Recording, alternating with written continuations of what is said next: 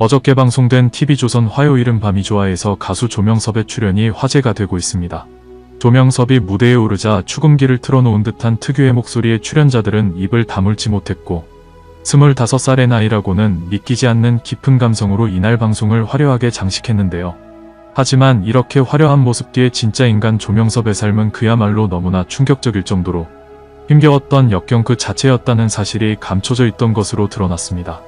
그만의 여유 넘치는 무대 매너와 순박한 미소 뒤에는 너무나 불우했던 과거와 장애를 얻어 투병해야만 했던 어린 시절의 비극적인 고통이 숨어 있었는데요.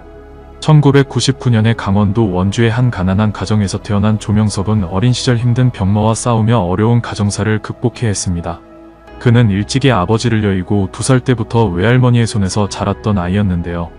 너무 어릴 때 아버지가 돌아가시는 바람에 아버지에 대한 기억이 없는 참으로 슬픈 운명을 타고난 조명섭은 어머니가 대신 생계를 책임져야 하는 상황에서 선천적인 하체장애까지 가지게 되는 바람에 7살이라는 어린 나이에 무려 2년이나 꼼짝없이 누워서 지내야만 했고 이후 4차례에 걸친 대수술까지 받아야 했으나 그렇게 치료비가 들어가는 바람에 가뜩이나 어려웠던 가정 형편은 더욱 나빠지고 말게 됩니다.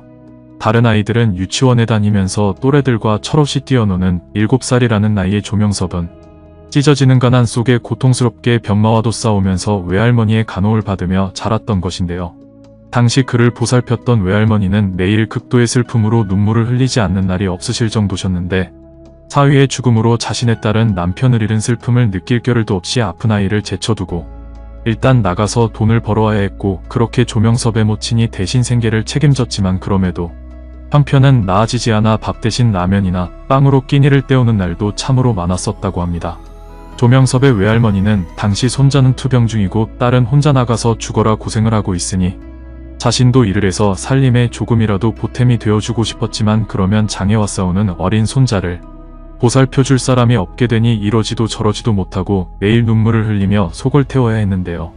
다행히 외할머니가 지극정성으로 손자를 보살핀 덕분에 조명섭은 이후 연이은 대수술을 거치며 천신만고 끝에 건강을 어느 정도 되찾을 수 있었고 어릴 적 힘들었던 시기에 우연히 듣게 된 현인의 신라의 달밤이라는 노래에 큰 위로와 감동을 받아 노래를 따라 부르기 시작하며 이후 자신만의 창법을 만들면서 수없이 연습을 거듭하며 가수의 꿈을 키워나가게 됩니다. 축음기를 틀어놓은 듯한 조명섭만의 특유의 목소리는 아마도 그때부터 탄생이 되었다고 볼 수가 있을 텐데요. 이후 중학생이 된 그는 KBS 안녕하세요라는 프로에 출연하게 되는데 당시 그는 1940년대 문화에 젖어 양복 입기 좋아하고 흑백 영화를 즐겨보는 애늙은이 중학생으로 등장해 대중들에게 큰 인상을 남기게 됩니다. 당시 조명섭은 남색 슈트에 빨간색 넥타이를 메고 2대8 가르마를 하고 등장했고 나이에 맞지 않게 중절모를 쓰고 양복 바지를 입는 애늙은이 아들을 둔 어머니라는 고민을 의자의 사연으로 소개가 되었는데요.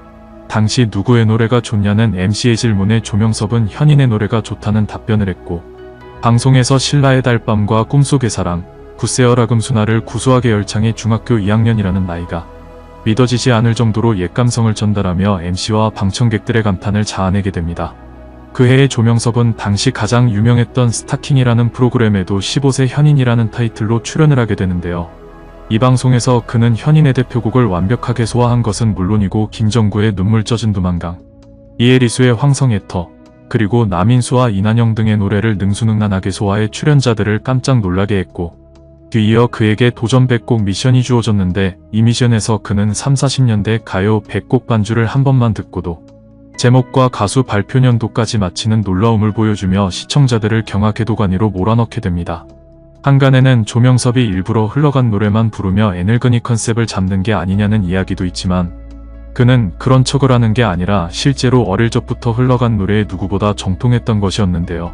이후 이듬해에는 KBS 토요일 가족이 부른다에 출연을 해 신라의 달밤을 부르고 우승을 차지하기도 했었고 이후 TV조선 이경규의 진짜 카메라에도 출연했지만 그러나 그것도 잠시뿐 조명섭에게는 화제의 출연자 그 이상의 성공은 찾아오지 않았고 그 사이에 가정 형편은 더욱 어려워지는 바람에 고등학교 때부터는 30개가 넘는 아르바이트를 하며 어린 여동생과 어머니의 생계를 책임지게 됩니다. 이 시절 그는 정말 안 해본 일이 없었을 정도로 나가서 닥치는 대로 일을 해 돈을 벌어왔지만 그럼에도 집안의 형편은 도저히 나아지지 않았던 데다가 가수의 꿈까지 접을 수밖에 없게 되는 바람에 이후 극심한 우울증에 시달리게 되는데요. 당시 그는 도저히 앞이 보이지가 않을 만큼 어두운 미래와 현실의 벽에 갇혀 아무 일도 뜻대로 되지 않는다는 생각이 들었고, 결국 이때 내 인생은 빵점이다 라고 자책하며 성인이 되자 일단 입대부터 해야겠다고 결심을 하게 됩니다. 당시 조명섭은 입대 전 마지막으로 남아있던 가수라는 꿈의 불씨를 살려 KBS 노래가 좋아의 특별기획이었던 트로트가 좋아에 참가를 하게 되는데요.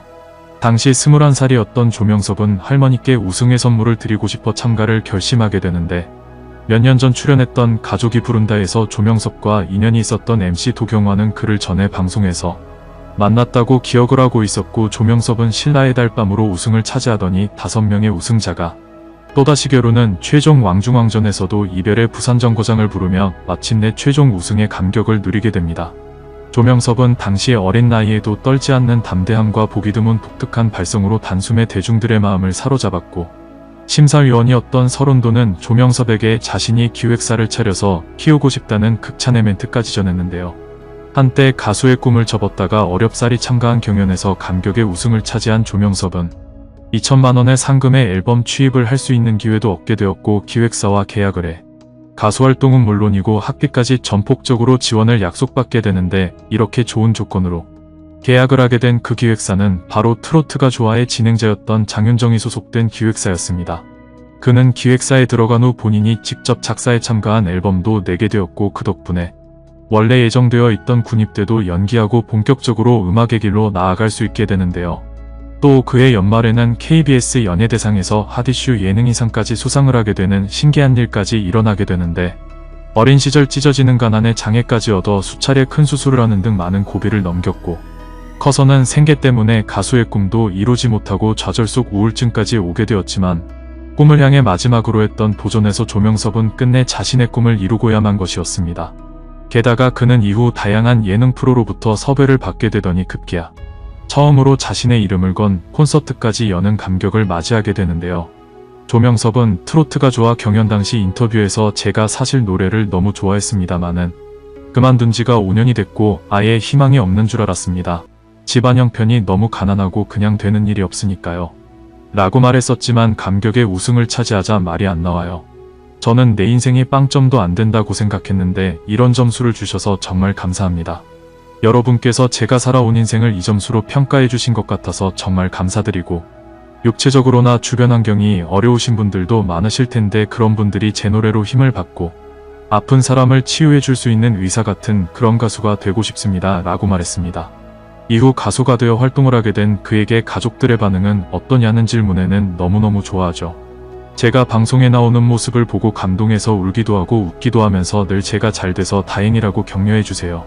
저는 태어날 때부터 누워 지내야 했고 할머니가 저를 키웠으며 가난해서 제가 좋아하는 노래를 그만두었다가 할머니에게 추억을 만들어주기 위해 마지막으로 경연에 나갔던 겁니다. 세상에는 부족한 사람이 참 많은데 그 중에 한 명이 바로 저이며, 부족한 사람들이 서로 도와가며 하나가 되는 세상이 되었으면 좋겠어요. 남을 헐뜯고 욕하지 않는 세상이 되기를 바라고, 저는 그런 세상에서 힘을 받고 노래로 보답하고 싶어요. 라고 말했는데요. 수많은 좌절과 고생 끝에 결국 가수로서 이렇게 이름을 알리고 성공을 이루어낸 조명섭. 모쪼록 이렇게 고생만 해온 그가 앞으로는 꾸준히 사랑을 받으며 대가수로 더 높은 곳까지 올라갈 수 있으리라 기대하며, 힘든 인생을 살아온 가수 조명섭에게 여러분의 따뜻한 응원을 부탁드립니다.